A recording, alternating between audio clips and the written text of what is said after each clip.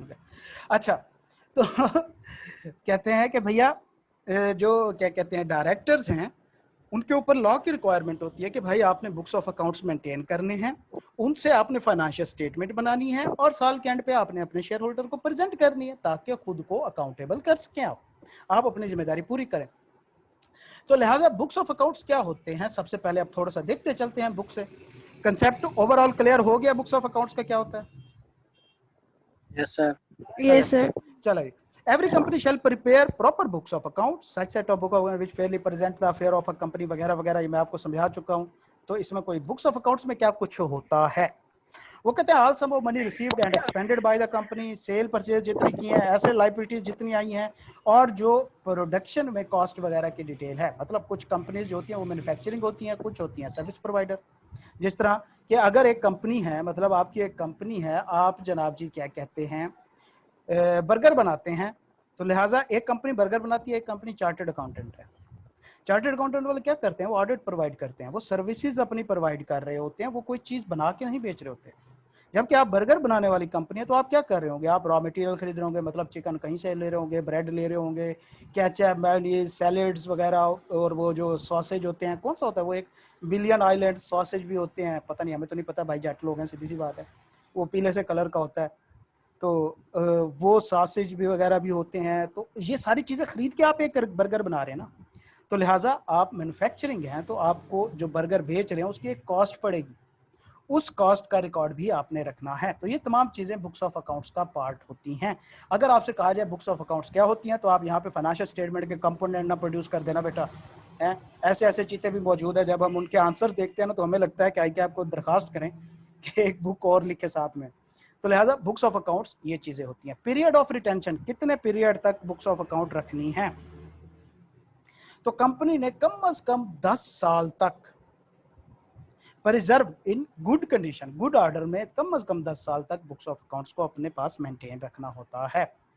Place of book keeping कहाँ पे रखनी है, सबसे मेन जगह तो भैया क्या है, अपने रजिस्टर्ड ऑफिस में रखें। पहली बात तो ये है कि अपने रजिस्टर्ड ऑफिस में रखें। हाँ, हो सकता है रजिस्टर्ड ऑफिस छोटा हो, कंपनी के बहुत बड़े बड़े रिकॉर्ड होते हैं बेटा, ये तो हम छोटी मोटी कंपनीज जो होती हैं इनके इतने रिकॉर्ड होते हैं कि पूरी एक कैबिनेट भर जाती है 3-4 सालों में। तो जो खास तौर पे बड़ी कंपनीज, इंशाल्लाह आप जाएंगे ऑडिट करने, यूनिलीवर के, नेस्ले के, पेप्सी के, इनके ऑडिट पे जाएंगे तो वहाँ पे ये बड़े बड़े थब्बे पड़े होते हैं। अब 1 साल का इतना होता है रिकॉर्ड कि भैया आपका आधा कमरा भर जाता है। तो अगर वो 20 साल से कंपनी चल रही है तो आपके स्टाफ तो उसके नीचे दब के मर जाए। तो लिहाजा जरूरी नहीं कि आप रजिस्टर्ड ऑफिस में रखें, आप कहीं और भी रख सकते हैं, लेकिन जब बोर्ड ये डिसाइड करेगा कि उसने कहीं और रखना है तो उसके 7 दिन के अंदर अंदर कंपनी जो है रजिस्ट्रार को उस जगह का एड्रेस बताएगी। अगर कंपनी के ब्रांच ऑफिस हैं तो हर ब्रांच में अपने अपने डॉक्यूमेंट उन्होंने मेंटेन करने हैं, जस्ट समरीज जो है वो हेड ऑफिस में आनी चाहिए, बाकी तमाम जो है वो हर ब्रांच अपने पास रखें। Inspection of books of account को कौन इंस्पेक्ट कर सकता है, डायरेक्टर्स। तो यहाँ पे मेंबर्स नहीं होंगे। उसकी वजह यह है कि बेटा बुक्स ऑफ अकाउंट जो होते हैं समझना हर किसी के बस की बात नहीं होती। हम में से तो बाज ऑडिटर भी ऐसे होते हैं जिनको समझ नहीं आती। मतलब हम, ठीक है मैं आपको थोड़ी सी बात बताता हूँ कि शायद पहले बता चुका हूँ, अपनी रेगुलर क्लास वालों को पता होगा कि जब हम नए नए ट्रेनिंग्स होते हैं ना, तो पहला क्लास हो जाए, दूसरा से तो हम फुल ऑडिटर होते हैं, मतलब कोई पूछे भी तो हम कहते हैं ऑडिटर है, चार्टर्ड का। आवाज में डिस्टॉर्शन आ रही है आपके। यस सर, आपकी आवाज क्लियर नहीं है। सबको आ रही है, इशू हो रहा है, चेक कीजिएगा। मैं शायद तार हिल गई शायद।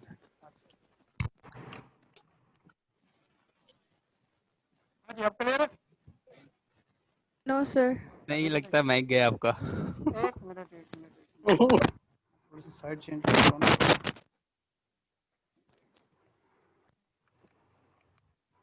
अब बेटा हाँ ठीक हो गई, ठीक हो गई, अब बेहतर हो गया। चलो वो मैंने साइड चेंज करता हूँ ना, तो सिस्टम लैपटॉप पे नहीं रखा हुआ, मैंने लैप पे रखा हुआ इस वजह से। अच्छा, तो बेटा क्या होता है कि जो मेंबर्स होते हैं, अच्छा मैं आपको बता रहा था कि हम जाते हैं ना तो हम क्या कहते हैं, खुद को ऑडिटर कह देते हैं। बाज़ औक़ात हम बहुत बड़े ब्लंडर मारते हैं। मतलब मैं अपना बताता हूँ कि जब मैं फर्स्ट क्लाइंट पे था तो मैं उस वक्त ना ओपनिंग क्लोजिंग बैलेंस वेरीफाई कर रहा था। करते करते जनाब जी मैंने एक जगह पे रोला डाल दिया कि भाई इनके ओपनिंग बैलेंस है ही नहीं, मैच ही नहीं हो रहे, टैली नहीं हो रहे। खैर जनाब जी मैंने अपनी तरफ से बड़ा तीर मार दिया। मैंने जनाब जी अपने सुपरवाइज़र को बताया कि ये वो सुपरवाइजर जनाब जी कहता है, कहीं पे बिजी था, कहता है ऐसे काम करो जो ना क्या कहते हैं, आसिम भाई थे उनके जो फोकल पर्सन, आप उनसे जरा ये डिस्कस कर लो। मैंने आसिम भाई को बुलाया, मैंने कहा आसिम भाई इनके ओपनिंग बैलेंस नहीं है। आसिम भाई ने मुझे कान से पकड़ा, सीनियर थे काफी, कहते हैं पुत्र कहाँ से पढ़े हो, आपको ये नहीं पता कि जो एक्सपेंसेस होते हैं इनके ओपनिंग बैलेंस नहीं होते। तो हमें ये नहीं पता होता कि बैलेंस शीट आइटम जो होते हैं उनके ओपनिंग क्लोजिंग बैलेंसेस होते हैं, इनकम एंड एक्सपेंस के ओपनिंग क्लोजिंग बैलेंस नहीं होते, मतलब ओपनिंग तो होते ही नहीं है ना, फॉर द ईयर होते हैं, ये तो income statement for the period होती है। तो खैर Yes. कभी कभी हम ऐसा ब्लंडर मार जाते हैं, तो लिहाजा हमें भी नहीं पता होता, तो जनरल पब्लिक को क्या पता बेचारे को, तो लिहाजा वो इंस्पेक्ट नहीं कर सकते, सिर्फ डायरेक्टर करेंगे एनुअल अकाउंट्स। तो भैया अब हम सीधा सीधा आते हैं कि एनुअल अकाउंट क्या होता है। एनुअल अकाउंट के अंदर statement of financial position as at end of the period. तो जब आपसे पूछा जाए कि भैया जी फाइनेंशियल स्टेटमेंट के कंपोनेंट बताए जाएं, तो आप सिंपल लिखेंगे स्टेटमेंट ऑफ फाइनेंशियल पोजीशन, ऐसे है ना, अच्छे बच्चे ऐसे लिखते हैं ना, Yes, Yes, sir. sir. No. नहीं लिखते होते। जब तक ये आप अगली लाइन नहीं लिखेंगे बेटा, इसका कोई मतलब नहीं बनता। तो लिहाजा आपने पूरा लिखना है। सेम इस तरह statement of profit and loss and other comprehensive income in case of a company carrying on any activity not for profit and income and expenditure statement for the period वगैरह वगैरह। तो क्या होता है कि जो प्रॉफिट मेकिंग कंपनीज होती हैं वो प्रॉफिट एंड लॉस अकाउंट बनाती हैं, जो एनपीओज होते हैं तो वो प्रॉफिट कमा ही नहीं रही होती हैं, तो लिहाजा वो इनकम एंड एक्सपेंडिचर अकाउंट बनाती हैं और उनका सरप्लस या डेफिसिट निकलता है, प्रॉफिट या लॉस नहीं निकलता होता, और ये फॉर द पीरियड होता है। ठीक हो गया। A statement of changes in equity for the period, statement of cash flow for the period, notes comprising of significant वगैरह वगैरह other explanatory information, ये भी for the period होते हैं। तो मैं आपको दिखाता हूँ, शायद कोई मेरे पास डेस्कटॉप पे फाइनेंशियल्स पड़े हैं, हाँ एक पड़े हैं मेरे पास, मैं पीडीएफ में ओपन करता हूँ। चलें अब एक्सेल ओपन हो ही गई है, इस पे टाइम लगेगा, तो आपको मैं दिखाता हूँ कि प्रैक्टिकली फाइनेंशियल्स होते कैसे हैं जो हम बनाते हैं। कौन सी कंपनी को, छोटी मोटी सी होगी, अगर डेस्कटॉप पे पड़े हैं तो ओके हाँ तो जी ये देखें, ये स्टेटमेंट ऑफ फाइनेंशियल पोजीशन है जिसको बैलेंस शीट कहते हैं, ये इस तरह की चीज़ होती है, ये ऊपर साइन हुए हुए हैं इसके। अच्छा आगे चलते हैं, ये statement of change profit and loss account है, ये स्टेटमेंट और other comprehensive income for the period, तो ये इकट्ठी है, ये ओपनिंग कंपनी है अभी इसका, तो मेरे ख्याल 0। ये statement of changes in equity का फॉर्मेट है, और ये कैश फ्लो का फॉर्मेट है इसके अंदर, ये भी क्योंकि न्यूली इनकॉर्पोरेटेड एक कंपनी है। ये नोट्स टू द अकाउंट्स है, ये होते हैं नोट्स, मतलब हम डिटेल यहाँ पे दे रहे होते हैं, इनकी जो सम अप फिगर है वो जा रही होती है किधर, फाइनेंशियल स्टेटमेंट के अंदर। मतलब यहाँ पे अगर हम देखें तो प्रॉपर्टी प्लांट एंड इक्विपमेंट की ये फिगर जो है इसके साथ नोट 1 लिख दिया गया है, तो ये कहाँ से आ रही है, नोट में चलेंगे, ये यहाँ से फिगर आ रही है, ठीक है। तो लिहाजा ये इस तरह की ये चीज़ें होती हैं, तो ये पार्ट हैं या कंपोनेंट हैं या इंक्लूड हैं फाइनेंशियल स्टेटमेंट के अंदर। तो ये फाइनेंशियल स्टेटमेंट के कंपोनेंट हैं। कब प्रिपेयर करनी है, जाहिर बात है एजीएम के अंदर हर कंपनी ने प्रेजेंट करने होते हैं ना अकाउंट्स, Yes, sir. तो फिर जो एजीएम के टाइम पीरियड है वही अकाउंट्स का टाइम पीरियड होगा कि ईयर एंड के बाद, अगर फर्स्ट है तो 16 मंथ के अंदर, अगर सब्सिक्वेंट है तो 120 डेज और 30 डेज की सेम इस तरह एक्सटेंशन भी मिल सकती है। तो ये क्लियर है, ठीक हो गया। ऑडिट ऑफ फाइनेंशियल स्टेटमेंट छोड़ दें इसको, बस इतना आप याद रखें कि तमाम फाइनेंशियल स्टेटमेंट जो है उनका ऑडिट कराना मस्ट होता है। पीरियड, कितने पीरियड के लिए फाइनेंशियल स्टेटमेंट बनानी चाहिए, तो फाइनेंशियल स्टेटमेंट नॉर्मली 1 साल से ज़्यादा की नहीं होनी चाहिए। हाँ 1 साल से ज़्यादा की हो सकती है अगर कोई स्पेशल परमिशन आप रजिस्ट्रार से ले लें। Approval and signing, financial statement shall be approved by board of director in their meeting and shall be signed on behalf of board by CEO, 1 director, and in case of a listed company CFO, chief financial officer. तो भैया देखो कि normal companies के case के अंदर जो directors होता है और जो CEO होता है, वो ये देखो ये नीचे आ रहा है, CEO और डायरेक्टर, ये 2 साइन करेंगे। अगर ये कंपनी लिस्टेड होती है, एक प्राइवेट लिमिटेड कंपनी है, अगर ये लिस्टेड होती तो यहाँ पे एक CFO का नाम भी आ रहा होता और CFO भी इसको सिग्नेचर कर रहा होता। ठीक हो गया।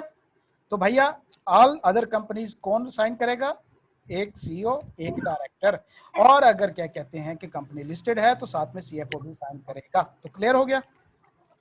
सिंगल मेंबर कंपनी सिर्फ एक, Yes, sir. ओके। अगर CEO पाकिस्तान से बाहर है तो 2 अब ऐसे किधर काम करते हैं? जी बेटा, तो पूछूं आप किधर ऑडिट करते हैं? तो किधर ऑडिट करते हो, जहाँ पे जगह मिल जाए हम तो जग मारते रहते हैं यार।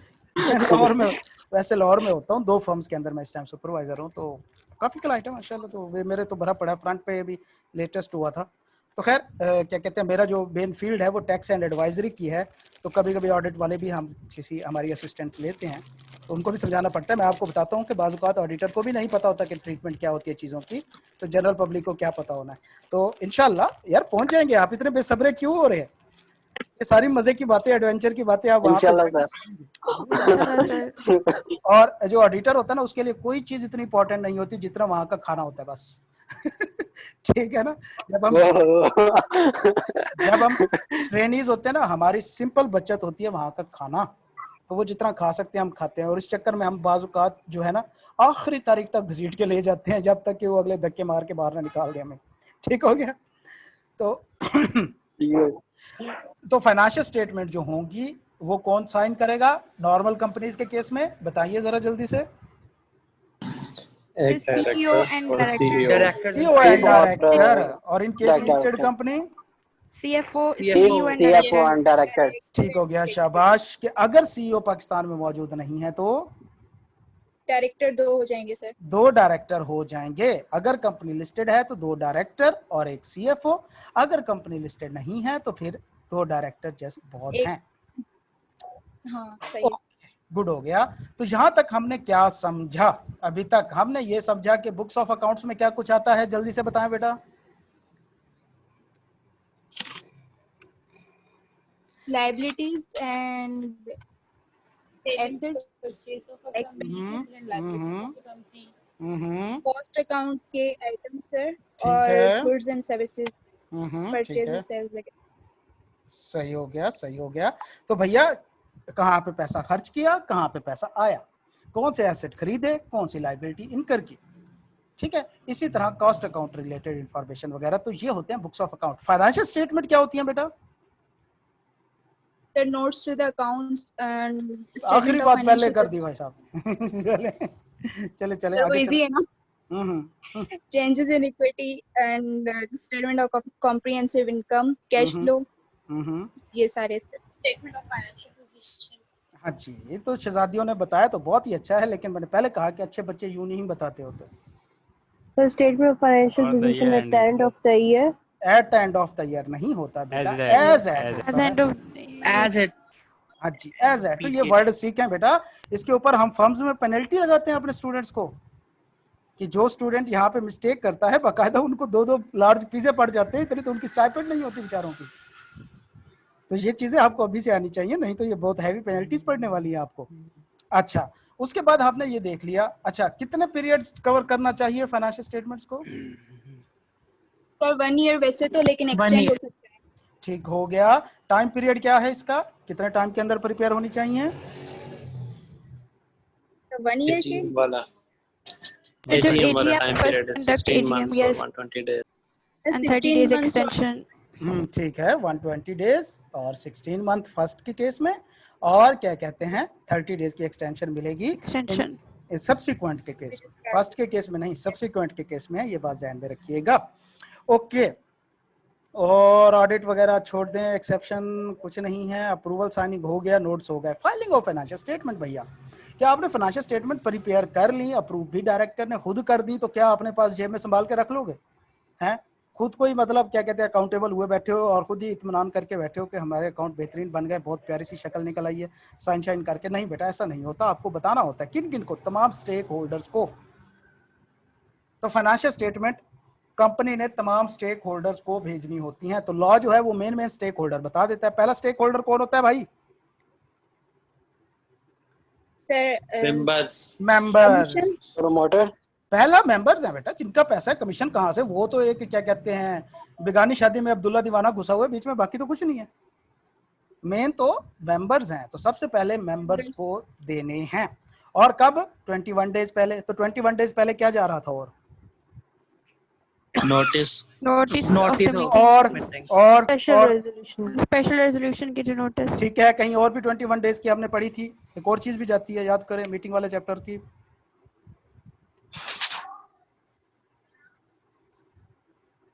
भाई आप में से किसी ने रिवाइज नहीं किया फिर मीटिंग वाला chapter? Appointment of director notice. हाँ ठीक है, वो सारा कुछ ठीक है, मीटिंग वाले इलेक्शन वाला जाता है। प्रोस्पेक्टस, प्रोस्पेक्टस ना बेटा, प्रोस्पेक्टस में उसको कहाँ जाता है, वो तो जनरल पब्लिक के लिए होता है। आगे चलें। उसकी तो टाइम पीरियड ही सेपरेट है, वो तो 60 डेज की वैलिडिटी है, किसी भी वक्त भेज सकते हैं, और वो सेंड नहीं करना होता, वो पब्लिश करना होता है बेटा। स्टैट्यूटरी रिपोर्ट किसी को याद है? Yes. Yes, sir. Yes, sir. हाँ जी, तो स्टैट्यूटरी रिपोर्ट भी 21 दिन पहले जारी होती थी। तो यार ये कुछ रूल्स होते हैं, ये बना लेते होते हैं, जिस तरह वो पहले वर्ड्स जोड़ के हम याद करते होते थे बचपन में, ये वो चीज़ होती है, रूल्स बना लिया करें डेट के हिसाब से। एक जनरल रूल मैंने ये बताया था, स्पेशल रेजोल्यूशन कितने दिन के अंदर फाइल होनी है रजिस्ट्रार को? 15 days. 15 days. 15 डेज, 21 डेज वाले यार को खुदा का खौफ करो, क्या कह सकते हो। मैं बैठे हो ऑनलाइन हो, मेरे सामने फिजिकल बैठे होते ना, तो अब तक सारे बच्चों को 3-3 समोसे आ गए होते फाइन के। चले, तो जितने आप ब्लंडर कर रहे हैं। अच्छा, तो बेटा स्पेशल रेजोल्यूशन हमेशा फाइल हो, एक बात ध्यान में रखें। चले, मैं कुछ आपको फिर से जनरल रूल गिनवा रहा हूँ। कोई भी मेमोरेंडम आर्टिकल में अमेंडमेंट होगी, स्पेशल रेजोल्यूशन मस्ट पास हो, मस्ट कर कि कोई भी क्वेश्चन आता है आर्टिकल का, मेमोरेंडम का अमेंड करना, स्पेशल रेजोल्यूशन मस्ट पास होगी।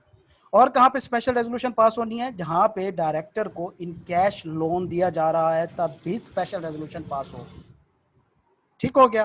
तो ये हमारे पास दो मेन आ गए। अच्छा, अब क्वेश्चन आता है कि भैया आप स्टेप्स लिखें, तो एक बात, कुछ और जनरल स्टेप्स हम ध्यान में रख लेते हैं कि जब स्पेशल रेजोल्यूशन पास हो रही है तो उसके एसेंशियल सारे आप स्टेप लिख सकते हैं। मतलब आपने जनरल मीटिंग कॉल करनी है, 21 डेज नोटिस देना है, स्पेशल रेजोल्यूशन पास करनी है, अगर आर्टिकल मेमोरेंडम में अमेंडमेंट है तो आपने क्या करना है, अमेंडेड मेमोरेंडम आर्टिकल तैयार करना है, 14 दिन के अंदर आपने रेजोल्यूशन रजिस्ट्रार को फाइल करनी है। तो 7 स्टेप आपने वैसे लिखने होते हैं, 5 मैंने आपको रटे रटाए बता दिए। अभी भी आई कैप का रिजल्ट 28% रहे तो बेटा फिर कोई जगह लबो, कहीं पे चिल्लू भर पानी लबो, आजकल तो बहुत आया हो। ठीक हो गया ना? तो ये चीजें जहन में रखें। अच्छा, जनरल रूल हमें ये पता होने चाहिए कि कितने दिन में कौन कौन सी रिपोर्ट जा रही है, क्या क्या स्टेप्स फॉलो हो रहे होते हैं, और ये चीजें। अच्छा, इसके अलावा एक और बात भी मैं आपको भी क्लियर कर देता हूँ, मे भी हम वो चैप्टर रिवाइज ना कर पाए, बल्कि नहीं कर पाएंगे, कि मेमोरेंडम के अंदर 7 क्लासेस फिक्स हैं। कोई अल्लाह का बंदा बता सकता है? बंदा या बंदी कोई भी? Name, place, registered office, subscription, authorized ये शेयर कैपिटल। प्लेस क्लास कहाँ से आ गई भाई? मुझे बेयर एक्ट उठा के देखना पड़ेगा। Registered office registered office class होती है। आगे चलें। Principal line of business clause. ठीक हो गया। Principal line of business class होती है। Undertaking Liability clause. clause. ठीक हो गया। Undertaking clause. ठीक हो गया। Authorized cap. ठीक हो authorized गया। capital clause. और लास्ट Registered वाली office clause. नहीं, ये पहले हो चुकी है। लास्ट वाली, Name clause भी हो गया. Subscription clause. Subscription class, subscription, Yes. ये 7 क्लासेस हैं। इसके अलावा कुछ भी नहीं है मेमोरेंडम में, कुछ भी नहीं है। ठीक है? प्रिंसिपल लाइन ऑफ बिजनेस अगर क्लास आपने चेंज करनी है, आपके सिलेबस में नहीं है, कोई जरूरत नहीं।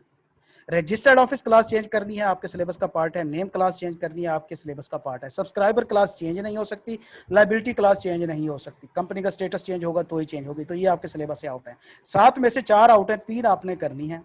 चले, इसको भी आसान कर देते हैं। 3 जो आपने चेंजिंग करनी है, बता दें कौन कौन से आउट हैं। बेटा सब्सक्राइबर क्लास कभी चेंज नहीं हो सकती।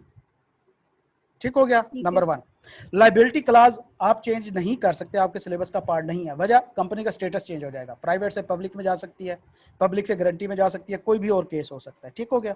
ये भी आपके सिलेबस का पार्ट नहीं है। उसके अलावा क्या कहते हैं, principal line of business class, ये भी आपके सिलेबस का पार्ट नहीं है। इसके ऊपर कोई डिटेल बहस नहीं की गई, 2 लाइनें लिखी हुई हैं बस, तो इसके ऊपर क्वेश्चन नहीं बन सकता। 3 क्लासेस ये निकल गई, और एक कौन सी है? सब्सक्राइबर हो गई। अंडरटेकिंग क्लास, अंडरटेकिंग क्लास को भी आप चेंज नहीं कर सकते, वो एक फिक्स क्लास होती है, स्पेसिफाइड क्लास होती है, आपने एज इट इज इंसर्ट करनी होती है, वर्डिंग तक स्पेसिफाइड है उसके। ठीक है? जो बच्चे क्लास ले रहे हैं उनको मैंने दिखा दिया हुआ है, बता दिया हुआ है, बाकियों को भी इतना आपके लिए। Principal line of business class बेटा, क्लास के अंदर अल्टरेशन आती है सर कोई, तो वो भी बेटा नहीं चेंज हो सकती है, चेंज हो सकती है, लेकिन मैंने आपको बताया कि आपके सिलेबस में वो चीज़ नहीं है इतनी, सिर्फ 2 लाइनें लिखी हुई हैं उसके ऊपर, कि स्पेशल रेजोल्यूशन पास करो और रजिस्ट्रार को फाइल करो। रजिस्ट्रार अगर सेटिस्फाई हो जाता है कि भाई लीगल बिजनेस है और तमाम कंप्लाइंस वगैरह हो चुके हैं तो वो रजिस्टर कर देगा, ज्यादा उसके ऊपर बहस नहीं की गई। तो 4 क्लासेस सीधी सीधी निकल गई। तो आपने याद किसको करना है? सबसे मेन याद करने वाली जो क्लासेस है ना वो 2 है। एक आपकी नेम क्लास चेंज हो रही है, एक रजिस्टर्ड ऑफिस क्लास चेंज हो रही है। इन 2 के ऊपर डिटेल में क्वेश्चन आते हैं और बार बार टेस्ट किए गए हैं। Principal line of business class का भी इतना ज्यादा टेस्ट नहीं हुआ। ऑथोराइज शेयर कैपिटल क्लास जो है वो अक्सर क्वेश्चन को मिक्स करता है इसका आर्टिकल के साथ। अक्सर इसको मिक्स करेगा आर्टिकल की। जहां पे भी ऑथोराइज शेयर कैपिटल की क्लास चेंज हो रही हो ना तो बेटा वहां पे 99% चांस है कि वहां पे आर्टिकल मस्ट अमेंड हो रहा होगा। मतलब आता है कि भैया कंपनी कोई नए क्लास के शेयर इशू कर रही है, तो भैया जनरली ये है कि मेमोरेंडम चेंज नहीं होना चाहिए, मेमोरेंडम फिक्स रहेगा। लेकिन क्या होता है कि हम एक अजम्पशन लेते हैं कि अगर ऑथोराइज कैपिटल क्लास जो है, ऑथोराइज शेयर कैपिटल इंक्रीज हो रहा है तब मेमोरेंडम चेंज होगा। मेमोरेंडम में चेंज होनी है, आर्टिकल में चेंज होनी है, स्टेप सेम है। ठीक हो गया? तो लिहाजा नेम क्लास और रजिस्टर्ड ऑफिस क्लास की चेंज आपको याद होनी चाहिए। जो क्या कहते हैं ऑथोराइज शेयर कैपिटल क्लास है उसको मिक्स करता है हमेशा आर्टिकल ऑफ एसोसिएशन के साथ। ठीक हो गया? तो लिहाजा अगर आर्टिकल ऑफ एसोसिएशन में चेंज होती है तो मैं पहले आपको बता दूं कि 7 क्लासेस हैं। स्पेसिफिक क्वेश्चन आए रजिस्टर्ड ऑफिस की क्लास का तो आपने मेमोरेंडम अमेंड करना है, नहीं तो किसी सूरत नहीं करना। स्पेसिफिक क्वेश्चन आए किसका, क्या कहते हैं नेम क्लास का, नेम क्लास वो आपने मेमोरेंडम अमेंड करना है, नहीं तो बिल्कुल मेमोरेंडम को नहीं छेड़ना, आप गलती करेंगे। इसके अलावा जो भी क्वेश्चन होगा वो क्लास ऑफ टाइप है, न्यू शेयर इशू करने हैं, नई टाइप इशू करनी है, राइट वेरिएशन करने हैं, डायरेक्टर्स की मीटिंग का सिलेबस चेंज करना है, वोटिंग का तरीकाकार चेंज करना है, डायरेक्टर्स की मैक्सिमम तादाद बढ़ानी है, कोरम बढ़ाना है, कुछ भी दुनिया जहान की जितनी बलाएं होंगी वो सिर्फ आर्टिकल में आएंगी। तो एक बात ध्यान में रखें कि मेमोरेंडम सिर्फ 2 केसेस में आप चेंज करेंगे, जब 2 क्वेश्चन है स्पेसिफिक, कौन सा, नेम के हिसाब से या रजिस्टर्ड ऑफिस के। इसके अलावा बिल्कुल मेमोरेंडम मत छेड़िएगा। बाकी तमाम चीजें आर्टिकल में होंगी। आर्टिकल के स्टेप्स मैंने आपको 5 बता दिए। Call a general meeting, send 21 days notice, pass a special resolution, file the special resolution within 14 days to the registrar, prepare amended article of association। और फिर आगे 1-2 लाइनें हैं कि अगर वो वेरिएशन वाली हो रही है तो वो 75% मेजोरिटी ब्ला ब्ला, वो ना भी लिखेंगे तो भैया आधे नंबर तो आप सिक्योर कर गए ना। तो यार लॉ को जिस तरह से पढ़ो फिर पास होता है बंदा, नॉर्मल इस तरीके से नहीं होगा। बीएम और तरीके से पास होती है, टैक्स और तरीके से पास होता है, लॉ का पास करने का तरीका ही और है भाई। तो ये तरीका समझो। अच्छा, अब हमारे पास टाइम कम है तो ज्यादा उस पर बहस नहीं करते। कुछ फायदा हुआ, अफाका हुआ इस बहस का हमारी? Yes, काफी हो sir. गया। चलें, अच्छा हो गया, अच्छा हो गया, आगे चलते हैं। तो भैया कंपनी ने जो अकाउंट्स बनाने हैं मेंबर्स को तो भेजने ही भेजने हैं, कब, 21 दिन पहले नोटिस के साथ। दूसरे नंबर पे उसने कमीशन या स्टॉक एक्सचेंज को भी भेजना होता है। 3 कॉपीज जो हैं हार्ड में भेजनी है, 1 कॉपी जो है वो क्या कहते हैं भाई मेल किसी भी इलेक्ट्रॉनिक मोड के थ्रू भेज सकती है। मेरे पास टाइम नहीं है, नहीं तो मैं आपको समझाता कि इलेक्ट्रॉनिक मोड से कैसे जाती है। इनका एक सर्वर है बाकायदा, उसके ऊपर रजिस्ट्रार को भेजना है with in 30 days of AGM listed case. बाकी तमाम 15 दिन के अंदर अंदर रजिस्ट्रार को भी 1 कॉपी जाएगी, ऑडिटेड अकाउंट्स की जाएगी। ठीक हो गया? उसके बाद डायरेक्टर्स रिपोर्ट, छोटा सा कंसेप्ट है कि डायरेक्टर रिपोर्ट्स क्या होती हैं। देखो, कंपनी के जो अकाउंट्स होते हैं वो प्रिपेयर कौन कर रहा होता है? डायरेक्टर्स, मैनेजमेंट करती है या डायरेक्टर में करते हैं। ऑडिटर क्या कर रहा होता है? उनको चेक करके एक एडवाइस दे रहा होता है, ऊपर अपनी अश्योरेंस दे रहा होता है कि क्या ये ठीक बने कि नहीं बने, बस। लेकिन Yes. जी सर, जो अकाउंट्स हैं वो भी काफी टेक्निकल है। मतलब बुक्स ऑफ अकाउंट से तो हमने वैसे मना कर दिया कि मेंबर नहीं देख सकते। जो फाइनेंशियल स्टेटमेंट होती है वो भी टेक्निकल होती है। मतलब फाइनेंशियल स्टेटमेंट में फिगर की फॉर्म में चीजें तो आ रही हैं कि पिछले साल हमारा रेवेन्यू इतना था, इस साल हमारा रेवेन्यू इतना है, पिछले साल हमारा क्या कहते हैं लायबिलिटीज इतनी थी, इस साल हमारी ये चीजें फिगर की फॉर्म में आ रही। हर बंदा एनालिटिकल स्किल नहीं रखता। तो डायरेक्टर्स को क्या होता है कि डायरेक्टर्स अपने तरफ से क्या कहते हैं कि नरेटिव फॉर्म में भी चीजें बताते हैं डायरेक्टर्स को कि भाई हमने इतना पिछले साल प्रॉफिट कमाया था, इस बार हमारी इतनी इंक्रीज हुई है, किस वजह से इंक्रीज हुई है, ये हमने कौन कौन से अच्छे काम किए हैं, कौन कौन से बुरे काम हुए हैं, हमसे कितनी लायबिलिटीज इनकर हो गई हैं, कितने हमारे ऊपर केसेस चल रहे हैं, वगैरह वगैरह वगैरह। तो ये चीजें अकाउंट्स में नहीं आ रही होती। तो ये भी तो डायरेक्टर्स ने बताना है ना, तो लिहाजा डायरेक्टर्स जो है उनके लिए जरूरी होता है कि वो एक डायरेक्टर रिपोर्ट बनाएं। तो तमाम कंपनी सवाए प्राइवेट कंपनी के which is not subsidiary of a क्या कहते हैं public company having paid up capital not exceeding 3 million, तो ऐसी प्राइवेट कंपनीज जिनका पेड अप कैपिटल 3 मिलियन से कम होगा ये उन पे अप्लाई नहीं होगी कंडीशन। ठीक हो गया। तो तमाम कंपनीज के डायरेक्टर ने एक डायरेक्टर रिपोर्ट बनानी है। डायरेक्टर रिपोर्ट के अंदर क्या होगा? Content of every director report, क्या state of affair of the company, amount recommended as dividend वगैरह, particular of amount transfer to propose to be transfer to any reserve account. तो ये सारी चीजें एक नॉर्मल कंपनी के केस में आएंगी। अगर कंपनी लिस्टेड है तो क्या आएगा? तो ये 4 चीजें मजीद आएंगी। क्या? द मेन ट्रेंड फैक्टर, मतलब कौन कौन से ऐसे फैक्टर हैं जो हमारी कंपनी को अफेक्ट कर सकते हैं फ्यूचर में। कोई लेजिस्लेशन हो रही है, कोई स्ट्राइक्स वगैरह हो रही हैं, जिस तरह कोरोना आ गया है, इस तरह के factor. The impact of the company business on the environment, ये भी बताना है कि हमारा बिजनेस इन्वायरमेंट पे कैसे इफेक्ट कर रहा है, हम ज्यादा धुआं छोड़ रहे हैं, ज्यादा पोल्यूशन प्रोड्यूस कर रहे हैं, या हम इन्वायरमेंट को मजीद क्लीन कर रहे हैं, ये बताना है। इसी तरह कंपनी जो है कॉर्पोरेट सोशल रिस्पॉन्सिबिलिटी से रिगार्डिंग कौन कौन से काम कर रही है वो भी बताना होगा डायरेक्टर ने। और in respect of adequacy of internal financial control, इसके ऊपर भी डायरेक्टर्स ने बताना होगा। अगर तो एक कंपनी सीधी सादी सी है तो उसने ये 3 चीजें बतानी। अगर कंपनी लिस्टेड है भैया तो क्या होगा? ये 3 चीजें प्लस ये 4 चीजें, तो कितनी? लिस्टेड कंपनी 7 चीजें बताएगी। Okay, additional content for in case of a public company और a private company which is